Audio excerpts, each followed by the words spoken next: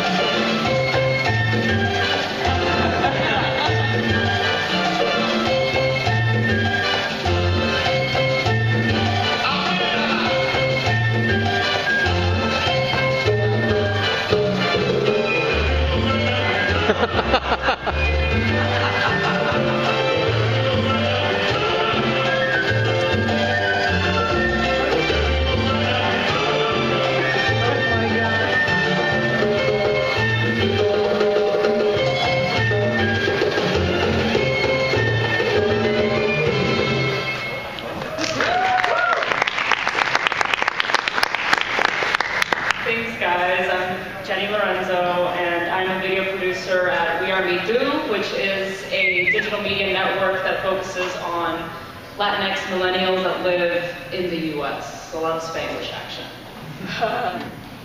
Awesome. Next we have Dr. Lindsay Doe. Hi everyone. I work for a company called Complexly, and I have a channel called Sexplanations, which takes the 4-minute model of edutainment and disperses it. So what else can I tell you? We have over 230 videos, and we've been doing it for 4 years. Everything I've learned about sex is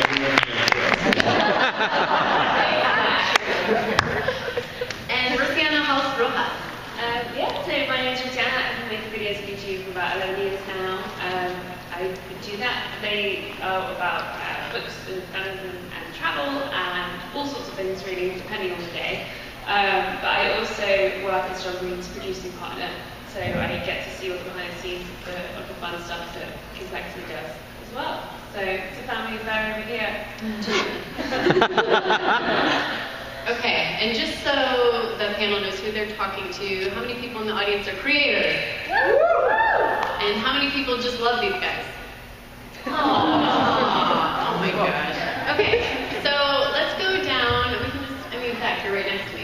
Can you tell everyone who your typical audience is? So the thing that I always find fascinating is like the analytics. So you know exactly who you're talking to all the time. So tell me who is the typical Zach Anderson? my mom. Yeah. I have a wide range. I think it skews a little bit older. It's like more in the 25 to, like, everyone at VidCon is 12. Yeah. And some of you are not 12, so I don't know how you even heard about this. Yeah, my audience is pretty diverse, but I don't get a lot of the tweens. So I think I'm going to do a series of videos on fidget spinners to hit that market. All right, Jenny, who is your audience? I tell us. I'm still laughing here. But yeah, my audience also skews older. So I love when you guys say older and it's 25. But for like Cuban grandmas, like that, yeah. So like my audience goes from like 25 to 65, which is really interesting. And I think that's because our content, the Latinx content, especially because I do more familial comedy, so everyone's sharing it with their aunts, uncles, cousins, and it's just this family affair situations. That's why we grasp more of the age range. So once again, VidCon, not so much our audience. So I've been straight chilling here. I'm like, everyone's like, do you need like, you know, any help like backstage? I'm like, I'm fine. Mommy here, it's fine. Where do they live? Like even geographically? Predominantly Florida. Florida, we're not as weird as people think. But no, yeah, mostly predominantly Latinx communities. So like LA, Miami, Tampa, like New York, you know, like New York City, all that. Yeah, that's where most of it. But across the board, and also like Mexico and like other Latin American countries. So. Cool. Dr. Lindsay. I would say that my youngest audience member I'm aware of is around age 8, and the oldest 80s, 90s. I get messages from that whole range, and I would say that the bulk are mid-20s. It's interesting to me in my demographics that young female-identified people will start getting into the videos earlier, and then the older ages switch to their genders. So that's what's fascinating to me. All right, Rosianna. I think that my audience has been pretty consistently 80% female identifying, but it, yeah, it's been there from the start.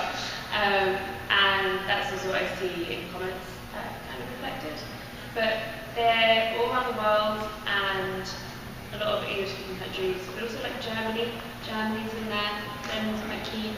And age range-wise, it's mostly 18 to 24, and then 25 to 32, 31, whatever the next one is. Now. And I found that as I've grown up, my community's also grown up, so that has just, yeah, shifted. So now it is shifting to more of that 25 plus age bracket. What's the most surprising place you were like, oh my gosh, they know about me there? I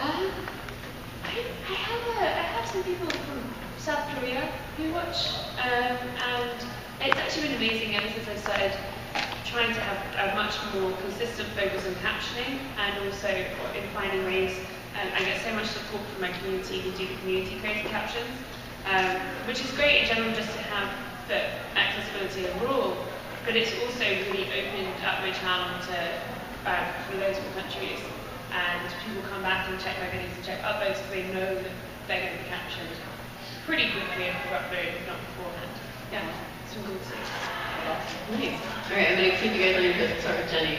Woo, crazy. Jenny, describe your relationship with your audience. Do you guys chat all the time? Do you engage? Do you guys comment all the time? How do you engage with your audience? Like, what's the primary method, and how frequent, and are they loud? Yes. No, I feel like they're my, like, I always tell them that they're like my long-lost primos and primas, which is cousins, and it's just because, like, that's like a running joke with, like, the Latinx community, is that everyone's someone's cousin. Like, there's just so many of us. So at times, sometimes I feel like I just know them. These are people that I could easily be friends with in real life, so I'm chatting with them all the time, and sometimes, like, they think it's weird, because I'll just keep talking to them. Like, they'll send me a message, and I'm like, so what are you doing today? You know? I just treat it like an AOL chat room, you know, like, I'm just talking, and they're just like, they feel bad because they think they're bothering me. And I'm like, no, like, let's keep talking. So they're like family for me and like friends. That's how it's very important to me to just be in constant communication. So I try my best on every platform to like write back when I can. So. Dr. Lindsay?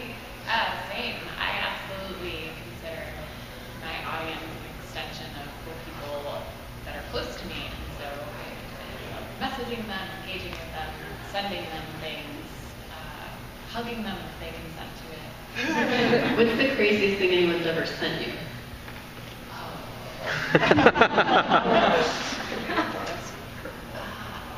Not crazy, but I got these sock monkeys once, 2 of them, and they had magnetic genitals that you could switch out. That's really cool. I'm jealous. Rosianna?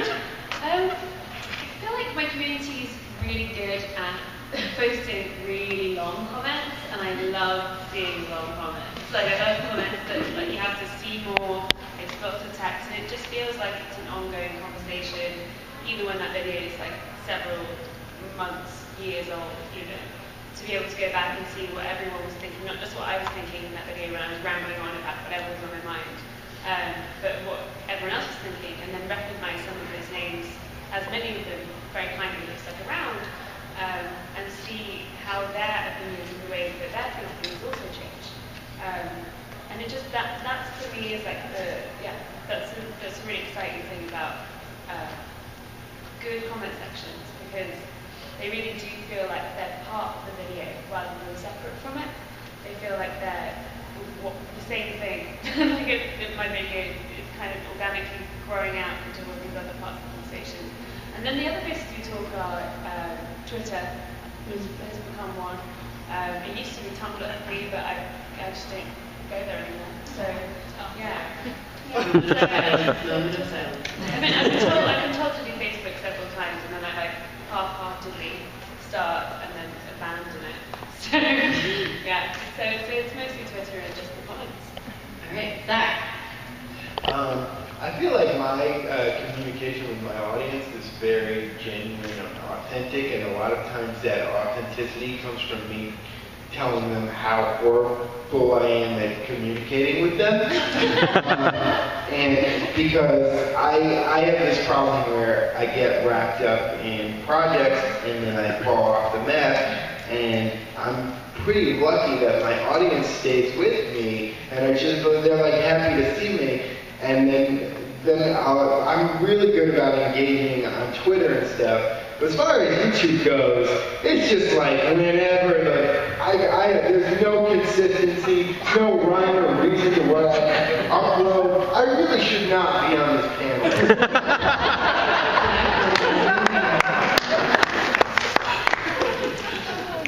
So this goes out to anyone. At what point does your audience enter your creative process? Because you have a responsibility to them, because the community is so close, it's almost like they are friends or family. At what point do they enter your creative process?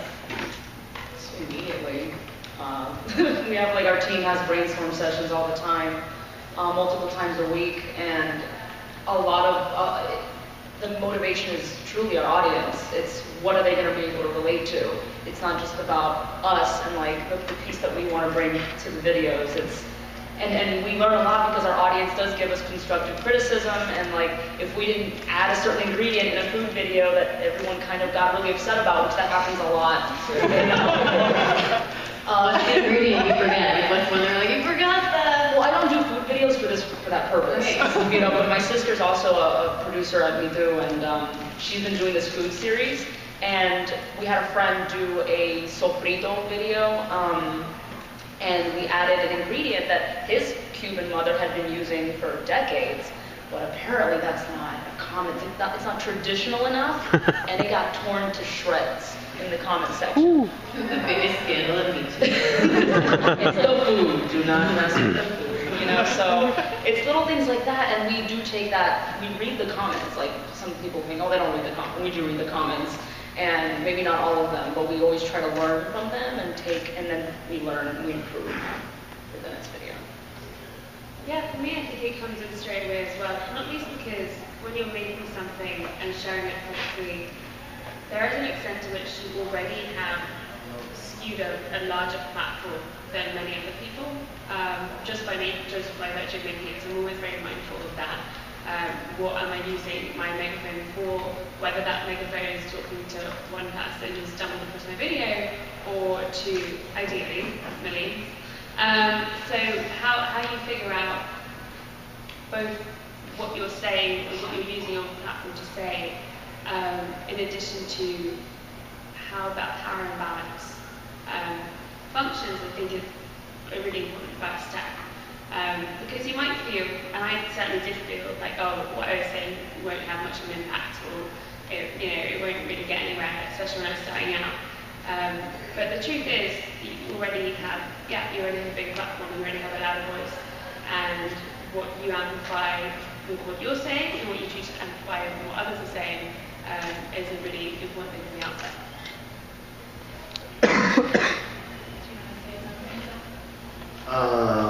Well, my audience is I really love engaging with them and asking what they'd like to see, and then making something completely different. And then they like it anyway, so I guess it works. and also, like, I love engaging with comments, and I love looking at negative comments, and because most of them I agree with. And like, people say, how do you deal with trolls? And if you just kindly agree with them, they're like, thanks for being so open to this. No problem, dude. That is a good, effective way to deal with trolls, though. Just like agree with them. Thank you for your feedback. Like, oh, okay. Yeah, I would say the audience is definitely there from the beginning. When I am deciding on topics, it's basically moving ideas that are in my mind to my heart, and then once they're there, they kind of bubble, and I will take those short list pieces and then put them on a poll in Patreon, patreon.com/sexplanations, and let the audience there then choose what comes out first. But I named my camera, the camera that the videographer uses, after an audience member, so I really feel like... Is it the #1 fan? No. Give us the story. It's somebody who's been around for a really long time. So, yeah, and to me, that's a way of saying this is for the audience. It's not for the person doing the videography. It's not just for me to validate myself with my education. It's to really tap into the people who don't realize that babies don't come out of your asshole, or to the teachers out there. You heard it here first. And I think about, too, the teachers who could use the videos as supplemental pieces for their sex education classes. I feel like all of you guys in different ways are doing really important work and really important communication and connecting with people. And I feel like there are all different lines in the sand, probably for all of you. I'm going to start with probably our largest boundary crosser to my right. Zach, what's the line in the sand for you that you either have crossed in the past where you're like, oh, I shouldn't have done that, or is there something, especially with your comedy, that you won't cross, or do you have to cross it to know where your lines are in terms of responsibility to your audience? Line. Okay, let me be honest with you. Like, when I started making YouTube videos, I didn't have my own YouTube channel. And I started making them in college, and I was just the biggest asshole. I was an insult comedy, and that's what I did. And there are old videos of me in a show that I'm actually really proud of, called The Wingman, where I use the R word. And I didn't know then the implications and the hatred that one word can bring, and just so I think for me it's like those moments are really teachable moments where you cross the line and you grow from that. And I feel like the one thing in our culture now is like we're all ready to condemn people that make those mistakes, but not to have that conversation. So, like, I've said a lot of stupid things in the past, but each of those things and regretting those things and really engaging with why they're like, I can look back on some of those things and it still pains me to know that like people can watch those things and feel hurt by those things. But I also don't want to just cleanse my history of that, because the person I am now is a result of that growth. So I think every time I cross the line, I learn something. And I think the thing that you have to do, like, the one thing you can't do when you cross the line is say, people are too sensitive. Because that's just shutting it down. Really engage with the people who are criticizing you and try and put yourself in their shoes, and you can actually be better for them. Someone just recorded.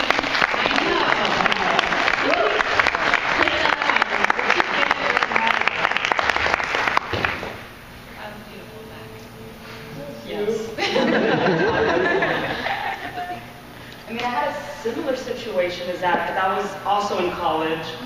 I may not have been a huge asshole in college, but I was part of a college comedy show that was extremely offensive, and that was the way they really went about things, was like, the more offensive, the better. So one of my first Latinx sketch comedies used the S word, which is derogatory towards Latinx, and I used it in my video thinking, haha, this is all gravy, and then later on, everyone was like, that should have never been on there, you know? So I learned, thankfully, at an early stage, before that stuff went really out there, you know, maybe got like 1,000 views on YouTube, and I could never, it sucks because it's one of my favorite sketches, but I could never share it because of that word, and I don't want to, you know, disappoint my current audience that I've worked so hard to build, so. How quick was the feedback? It was from, well, the thing is, everyone around, like in the circle, they were like, this is great. And it was actually something that was suggested to me by a non-Latinx writer on the show. And they were like, this is hilarious, you need to put this word in there. And I did, because I looked up to this person. And the sketch did really well, and even won an award that year, but there was a woman in charge of the television production studios at the university, and she is also Hispanic. And she was the one that pulled me aside and was like, despite the fact that it's doing well, I really don't like that this word is in here. And that's when it was like a big awakening for me. And I never did it again. All right. I don't, gosh, maybe I'm not aware when I cross lines, but I feel like my community lets me know when I have pushed on them or when I need to consider another opinion or way to do things. Recently, I did a video on questioning as an identity, either sexual orientation questioning or gender identity questioning. And I said the LGBTIQ initialism and made, you know, said, okay, L, lesbian, etc., all the way down. There's two for two-spirit, and I added K for kink. In my community, a lot of members, not all of them, said that's not okay. Adding kink to the LGBT community is not something that we will stand for. And a lot of dialogue happened in the comments, the way that Zach described, where it's really important for everybody to hear each other and how are we going to grow from this. And I don't think a conclusion has been made on whether or not K should be there or not, but it was very important for me to be challenged, to have my audience say, yeah, Lindsay, you have your doctorate, and we're still going to question you because that is what you've taught us to do. So I don't know that I have crossed a line and have to come back from that, but it's more having taught my community and doing this myself to hang different opinions on the wall. Yeah, I mean, the time that comes to mind was related to a brand deal, and it was a brand deal I took because I was like kind of broke that week, and I didn't really put that much effort into it, and I uploaded it, and immediately everyone was like, this doesn't seem like something you even care about. Was it just the quality? You felt like the quality wasn't there because you were just like, it was just, to get it out? It was very kind of rushed. It was tangential to, it was like a book promotion, tangential to the book. It was just something that it was thrown together in a lot of ways.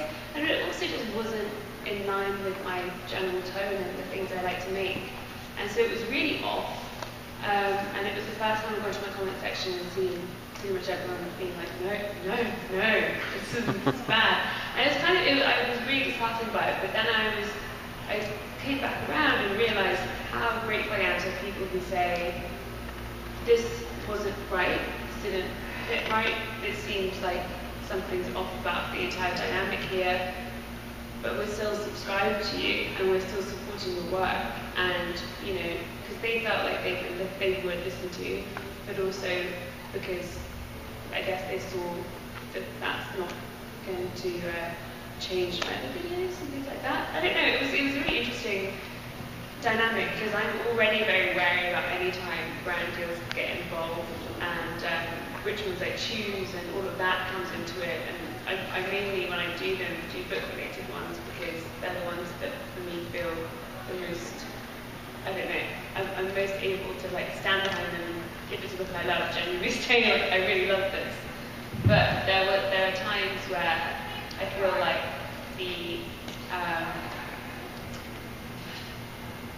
sense that you have this thing that you can monetize and that you can turn into something to support yourself, and then coupled with the fear of like not being able to pay rent that month, like that can sometimes lead to decisions to be made that don't take into account your audience, but also don't take into account yourself, other than as this like vessel of money making and shelter providing.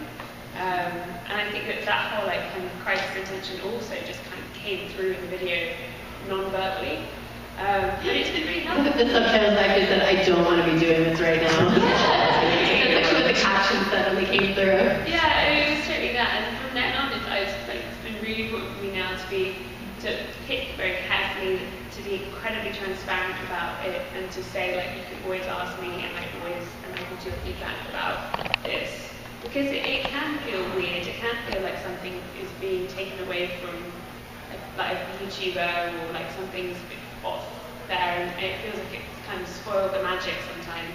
We go through that a lot as well on YouTube, like branded stuff. If it doesn't feel like a video that we've normally produced, it's just mostly negative criticism. And it's tough because that's how we make our money as well.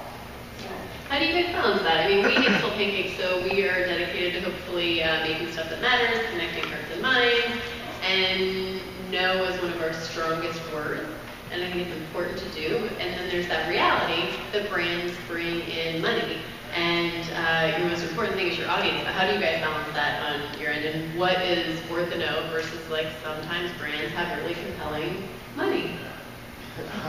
Really compelling money.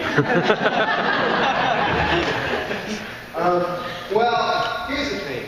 I've done a few brand things, and I can tell you, like, if you see a branded thing on my channel, I fucking love that thing.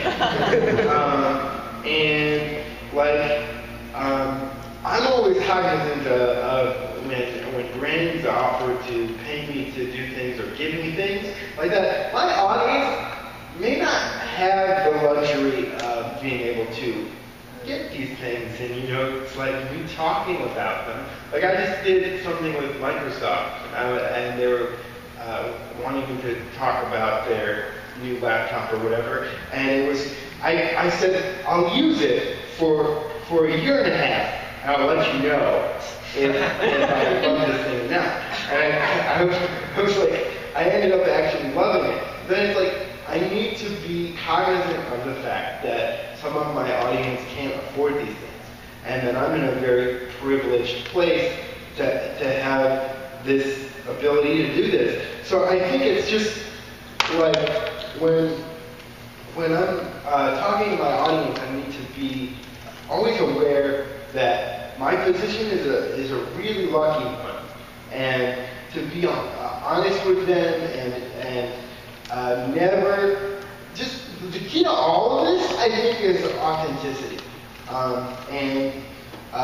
So there are a lot of things I turn down, which are hard to do because turning down money. Compelling money. Compelling money. Money is really compelling, but you know what? It's like it's a slippery slope, and it's if I can find a way to make a meaningful video that I would have made anyway, but then also, you know, like, oh, here's a computer in it. Like, I'm fine. Like, that's okay. I think that's really smart too, and I think that's what it comes down to. If something looks off with your brand, and like, again, this is both for my personal channel and We Are Me Too, And that's why like the audience can immediately pick apart, like this is like this is a branded thing. This is, what are they trying to do? Like sell us something? Like, and they almost feel used. I mean, we get a lot of comments where they're like, you're using the Latinx culture to like just sell us stuff, you know? And that's not the case at all, because all of us are, you know, hardworking producers who have put a lot of heart and soul into it because we want to represent, you know, ourselves and people of color in general. So I love that, where let's make a video like how we would always make a video, you know, like that the audience is gonna love and enjoy, and there's a message behind it. And then if we must, then the product is there, you know? And then I think it's also about choosing wisely. You can't just take everything. I get random emails all the time of like, unbox these like Irish snacks from some, I'm like, that's cool, I would love to try these snacks, but it's just not, you know what I'm saying? It's gonna, I What don't do you do know. with the snacks then? Do you guys try I to turn it down. I just turn it down. Yeah, because they ultimately, if it's not a branded deal, it's they send you something for free and then you have to talk about it, right? And it'll get to a point that then your entire channel or your Instagram feed is just gonna be just stuff to buy, and that's not authentic at all. That's not what we're about, you know? And so it comes down to like picking and choosing, like, is my audience gonna like this? Do I really like this? And if so, yes. So yeah, you do have to say no a lot. Yeah, I often think about that stuff as like the billboard space, because it's always very appealing when someone wants to send something for free, just like one little review. But it is like they're buying billboard space in the background of your video or in the foreground of your video. And once I start actually just kind of like visually compartmentalizing that and looking at what it is, what transaction is actually being made there, it stops kind of the allure from messing with my head a little bit, and I think makes better choices. So we're glad to hear I'm not the only one struggling with that. Yeah. What I'll add is that diversifying my income is really important to keep that integrity, so I'm not in this black and white thinking of either I take this deal and I've sold out, or I don't and I can't provide this service. And so Patreon is huge because it connects me directly to the fan. They are paying for what I create. We're doing it as business partners. It's direct. I also sell merch, which is awesome. I do speaking engagements at universities. I do sponsorships, but when I do those, I am in direct communication with the audience at all times to say, are you okay with this? This is how it's going to benefit you. Do you understand that this product might be bad in these ways, but what's really good about it is that this company is supporting sex education, which our government doesn't even do. And then, the last thing I wanted to mention is I, as a sex educator online, make almost nothing off of the videos and ad revenue. So, for example, our anal sex video, which is probably the most popular, has millions of views, and in the lifetime of ad revenue for that, it's $100, $200.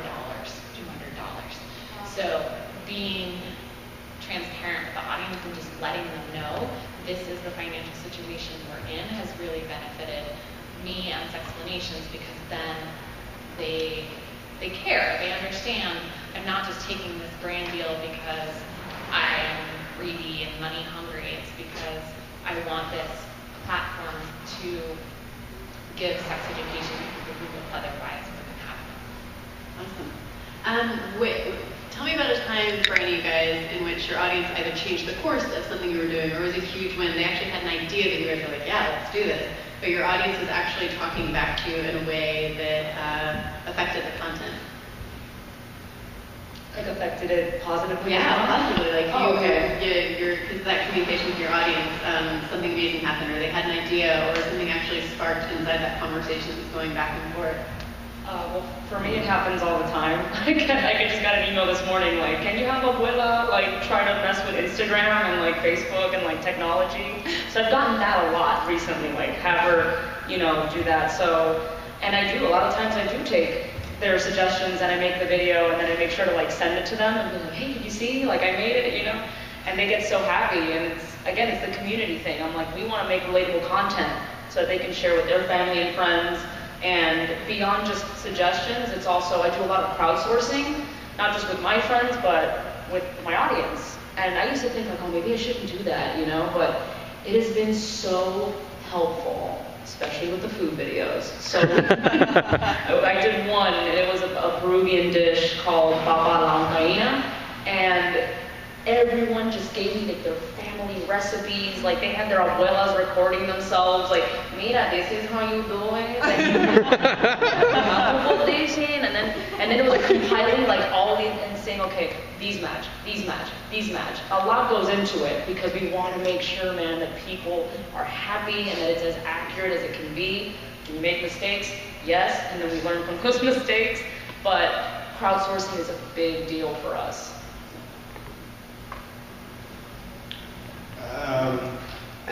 I usually, okay, so when I started my channel, I was like, I'm not going to make any, like accessibility, wheelchair-based videos. And then I realized that I could make them fun, and that there are so few voices from people with disabilities that have the prominent placement I do in the community to be able to bring awareness to things like that I did start engaging with that. And there were so many people that were like, can you show like what it's like to get around in a wheelchair, just like using public transport and stuff. And so I did a video with the Cerebral Palsy Foundation where we just decided to show how it would be if I wanted to go and get a bagel in New York. A bagel in Brooklyn. And it took 5 fucking hours. I'm sorry for any of the 12-year-olds that but it's like, you can make something like that really fun. The nice thing about being a creator is any awful thing that you go to is just like material. Like, I'm saying how people who don't have this outlet go through horrible things. Because for us, it's like, this will be funny later. It's so true. I was thinking, one of the things that kept coming up in emails was how bad the sex education is in schools. So a comment like, we would have the sex educator come in for a guest lecture and they would tell us that condoms caused sexually transmitted infections. And so that inspired at least 2 videos where I would just talk to the camera as if I was addressing those sex educators and letting them know, no, a condom is a one-time use tool to prevent pregnancy and sexually transmitted infections. Tell your teachers that they can't use them more than once, or whatever gave them the ridiculous ideas. Another one I'm thinking of is a woman who really struggled with getting back to her sex life because she had had a miscarriage, and being able to take on therapeutic Lindsay voice and speak to her and to feel inspired by those true stories that come into my inbox. And yeah, it's the taboo stuff that really generates this conversation, but even more like anything else about what kind of battles the creation of a video or how I approach it. I talked quite recently about tampons and the waste that comes along with periods in terms of sanitary towels and tampons, and what became apparent to me after I made a video talking about that and talking about how much waste ends up in landfills and so on, the regional differences in the way people are educated about sanitary towels or not educated about them. It's unbelievable. Like, all of my British commenters were all like, yeah, of course, we all throw tampons in the toilet. Like, it's a normal, like, that's what we were taught to do. Some of them even thought that we might see on boxes, so we all grew up learning to do. And in other countries, there are lots of people who are completely horrified by that notion and knew exactly why, because there's microplastics, which are very bad for the ocean's health and for the planet. So things like that, when the regional differences come in, sometimes it also, I feel, sometimes it can feel a bit defensive when you get that kind of response to something, because you've gone out in your video and then someone says, well, obviously, But I think that those conversations also illuminate for me what people don't know about. So I made another video quite recently about the lack of education about colonialism and slavery in British schools. There's so much that we don't know about our history. And then in the comments from that, and also the frustrations that people expressed in that, I got more ideas for more videos, and also, thinking about ways that educational video could be used then in those spaces as kind of almost like a prescriptive curriculum. Like, you're not talking about this in curriculum. Maybe if we have the videos, then we start with the resources. Those places will find their way into classrooms, things like that. So it's funny, it's the videos where the comments make me feel the most offensive that I think lead to the most kind of productive co-creation process. It's kind of interesting. Do you guys, do any of you other panelists have any experiences with your audiences not getting along? What do you do when it's kind of like a giant family and people just feel differently? How do you navigate that? Do you leave it alone? Do you engage? Like, what do you do when the family does not always agree on stuff? Well, from the digital network standpoint, we're not allowed to comment back as individual producers, so we just respond back with other videos. that's how it usually works. We're like, okay, and a lot of the time, at least in Latinx media, it's there is a war within ourselves. So it's how can we continue to make content that's going to unite us and not separate us? And a lot of times it's like, well, she's too white to be a Latina. Like, one comment was, it was like, she's using cleaning gloves in the video, she's not a real Latina. So, I know. But it's comments like that, or like, that's not how Latinos do this, or that's not how, or she doesn't look, or she's the skin color, and it's interesting, because within our own community, we still need to be educated about each other, Like, I'm from Miami, moved to LA, and a lot of the people I work with are Mexican or Salvadoran, and they're like, you don't eat spicy food? Like, what kind of Latina are you? And most Caribbean people don't eat spicy food. It's more like flavorful and like different, types of spices, but not spicy, So we're always trying to find fun ways. At least the comedy team, and we have like different sectors. So we have a comedy team, and we have like our people who do more like more serious, hard-hitting topics like immigration and all that. So we're trying to hit it from different angles and how to feel proud for being who we are and maintaining that big, happy family mentality. Because I think now more than ever, people of color and Latinx community, we have to stick together and be okay with these differences and like be open to learning about each other more. So it's more like, okay, next video, we're gonna do this, like since we can't personally respond back. Sure. I would say I let the audience members have the dialogue between them. They're really good at communicating with each other and being kind. I don't know what it is that I'm not large enough to attract the jerks, but they don't often come into my video spaces. And if they do, I have no problem whatsoever removing them or blocking them. So I have tried to cultivate an environment where it's open dialogue and fair sharing and kindness. Awesome. What do you guys see? So the landscape changes every second. How do you guys feel like the audiences are going to change in the next 2 to 5 years? Like, a long time ago, I guess your audience would email you, and then Twitter came along, and there was crazy comments, engaging, and now people can video comment back. Like, what's the future in the next 2 to 5 years, like tangible things that you guys think are going to either change or evolve with audiences? I think that the captioning, translation, localization of it, more people having access to the internet in the first place, the internet with fast enough speeds to stream YouTube, I think that's going to have such a huge and important effect on the space overall.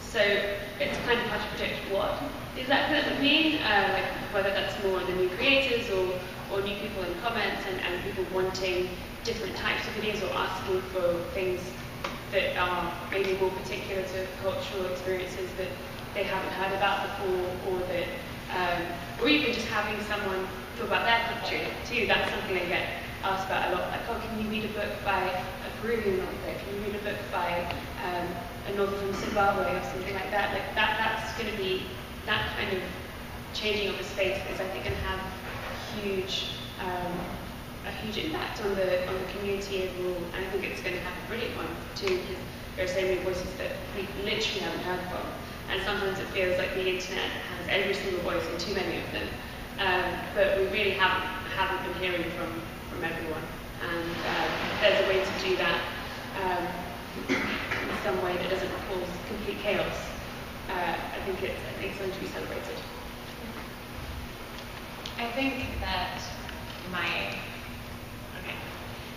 I imagine that YouTube at some point is going to have to find a space, a bigger space, for sex education that is hands-on.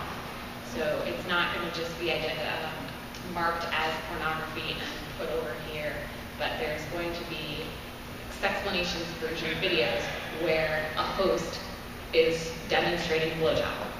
That I imagine is going to be somewhere in the future. As far as my audience goes, I think their sexualities are changing, and so things like the daddy, people calling their partners of similar ages their daddies, and that becoming more and more of a trend, I will have to move with that. Or if autoerotic asphyxiation becomes bigger, like I will need to go there to continue providing safer sex options and harm reduction, and just follow the trends of sexuality. I think live stream is a big, I have yet to fully tap into that. I try my best. So kudos to creators out there who find time every day to do like this is what I'm doing right now. I'm really bad at that, like in the moment type of stuff. So that's why Snapchat is also a very difficult thing for me to navigate. But I do think live stream is a big part of the future. It's insane just how much access our audiences now have to creators and vice versa. So there's it's almost like you can just reach out and just grab someone's hand. Like it's nuts. Maybe that'll happen. I don't know. Holograms, very Star Wars like. I don't know. Like that would be really cool, you know? I don't know.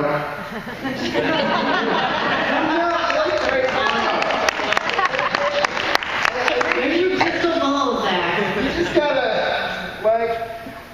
just move with it and be open to anything, and then just try stuff and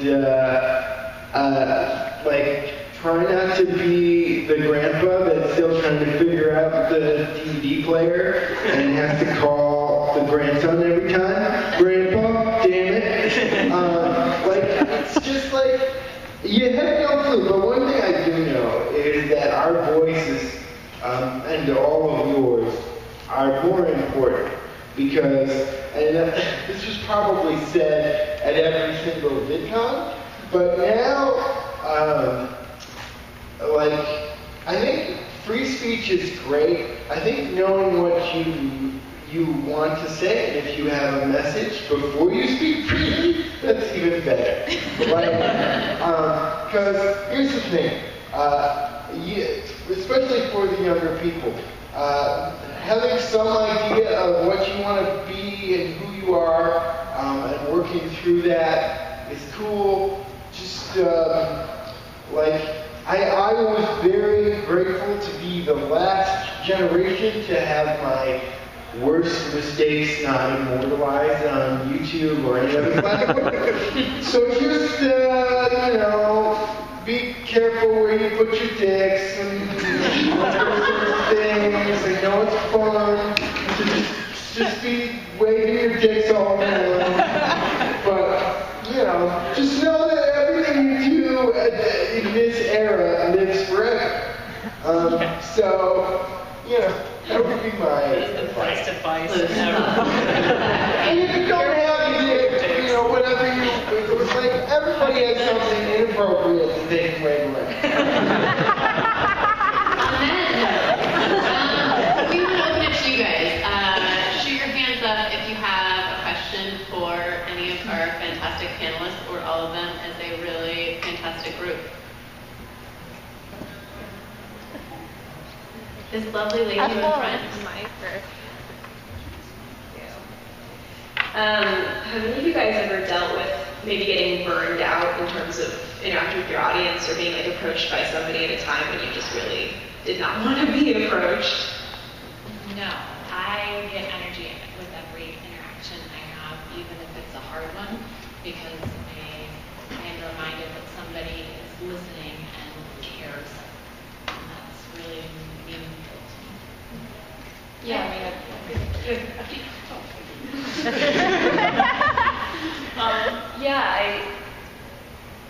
in terms of getting burned out, like, it's not really because of the audience, it's just our work, right? So like sometimes you're so inundated with the workflow and the quota you have to meet video-wise weekly, sometimes it'll take me a month and then to like sit there and then write back everyone, but I do tend to do that. So there'll be a night that I will find at like 3 in the morning and I'm up, I'm like, today I'm gonna respond back to Instagram DMs.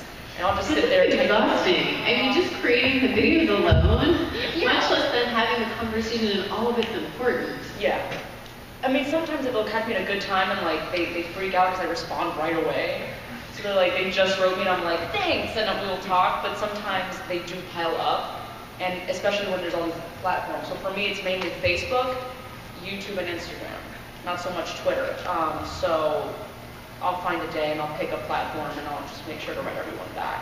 It's tiring, of course, as any kind of socializing, but it's so important and I do enjoy doing it. Yeah, I agree. The burnout for me is definitely about me and not about the interactions I have with other people or the kind of the time spent with other people. It's often about the fact that it's a visual platform and that requires you to give quite a lot of yourself. Then also measuring how much of yourself you want to give out as well. That's something we go back and forth on. But something that I realised quite recently, and I've started doing, especially with regards to when I talk about mental health, I've kind of said to myself, I can only talk about this on YouTube, on Twitter, or whatever, if I've already done something in my life to hold myself accountable for it or address it in some way. So I keep with every decision to talk about something really personal, make sure that in my own life I'm addressing it. And that has really prevented the burnout, because I think for a long time I was using YouTube as a kind of supplement for dealing with a lot of stuff. And then I feel really tired and empty, but it's because I didn't actually address it. I just uploaded a video on YouTube and felt very validated by the comments and so on.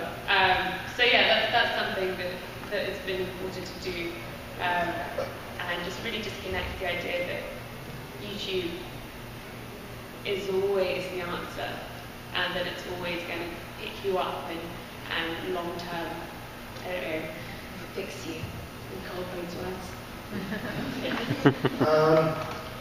I think I never burn out from interacting with fans in person, and if people approach me and say, you know, like, my friend was in a car accident or something, would you make them a video?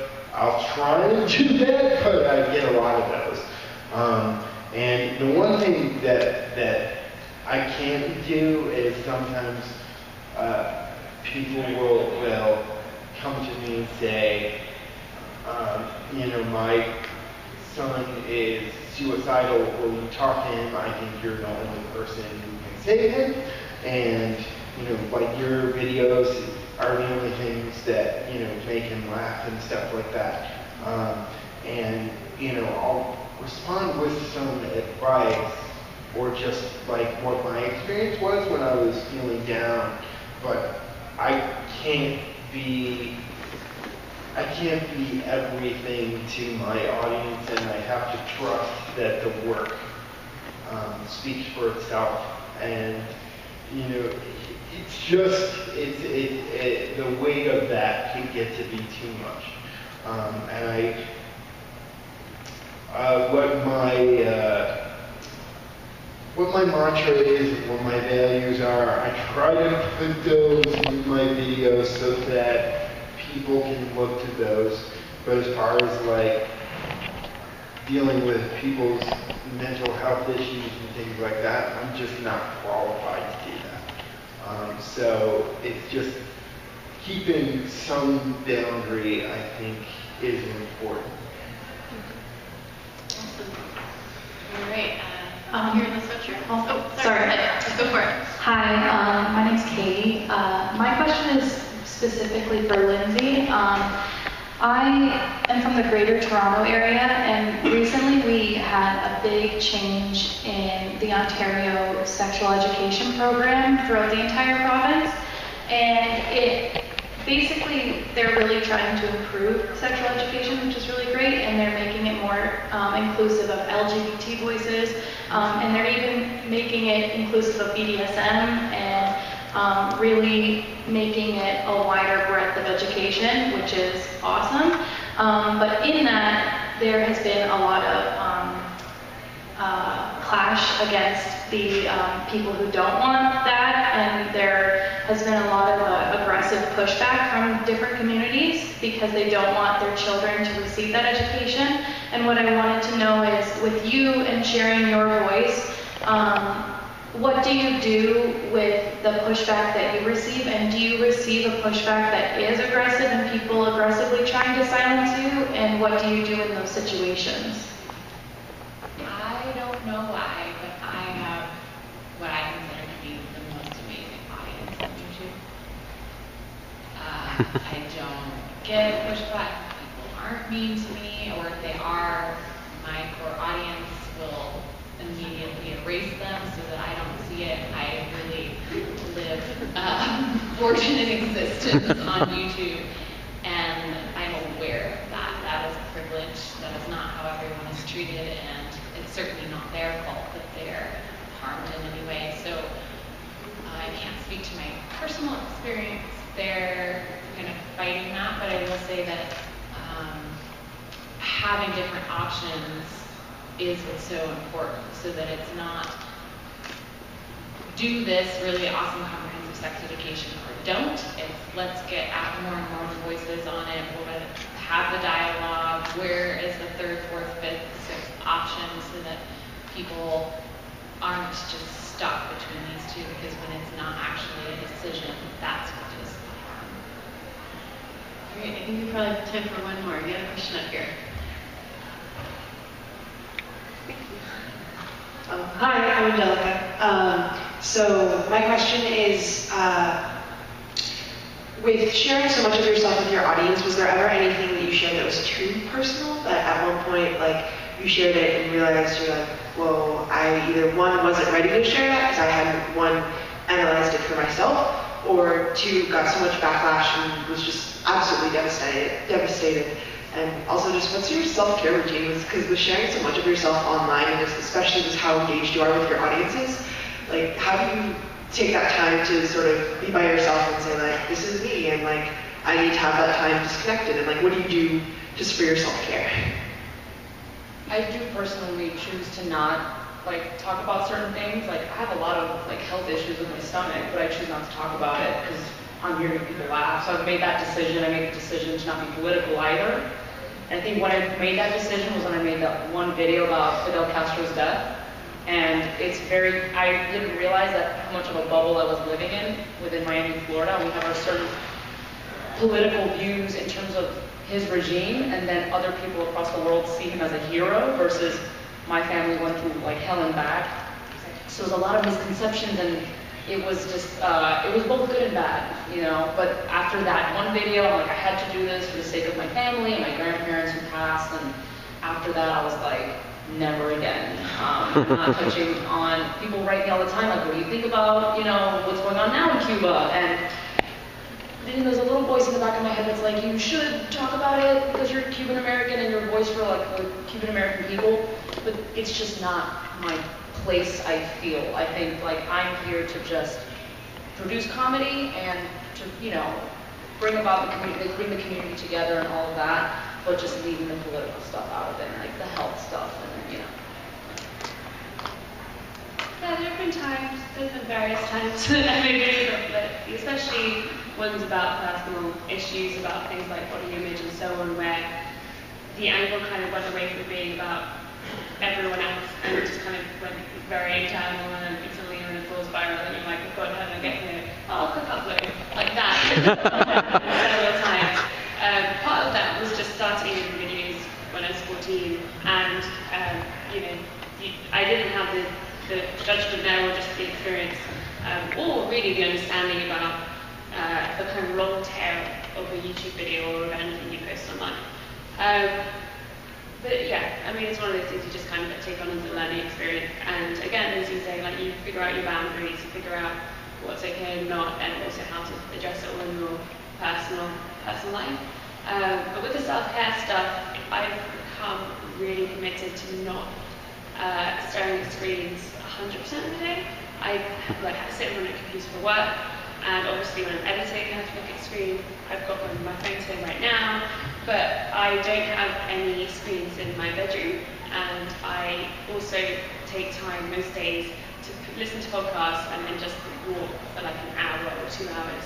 And that's been a really, really helpful thing, because it helps me feel like I'm doing something productive or enjoyable, but also gets me out of this distance, which I think just does something to your brain other than just sending all the light into it. It does something when you look at the world, is kind of through this, and it all feels very tense sometimes. So making sure I step outside and listen to some podcasts does help.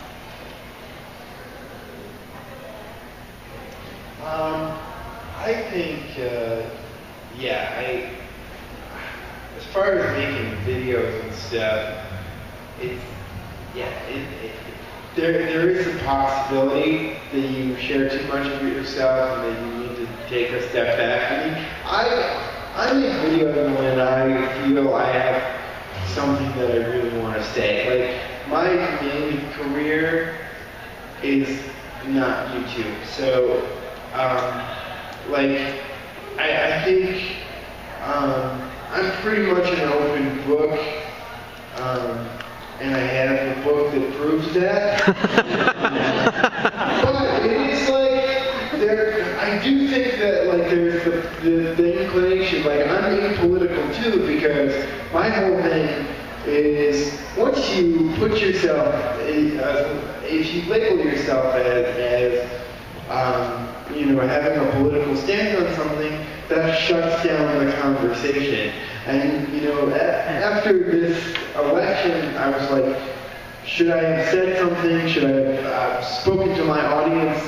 And then I realized if I had said what I wanted to say in the emotional state I was in, I would have eliminated the opportunity to connect with people on a deeper level and, I guess, talk to them in a way that wouldn't shut them out and make assumptions. And I think that's the thing that I try to do the least of, is make assumptions about my audience and where they're at. And if they vote a certain way, that they're a certain type of person, and I feel like I can actually affect change more by not stepping into that arena. I just also I'm kind of dumb. So, I mean that in the nicest possible way myself. But I think there are people that are better informed to navigate those situations in a really intelligent and way, and I speak to something that is more about empathizing with your fellow human, regardless of political beliefs. I think we're done on time, but I wanted to say I have a video called My Sex Life. There's very little that I can't think of anything I'm not willing to talk about. Go and watch that. Okay, Zach, Jenny.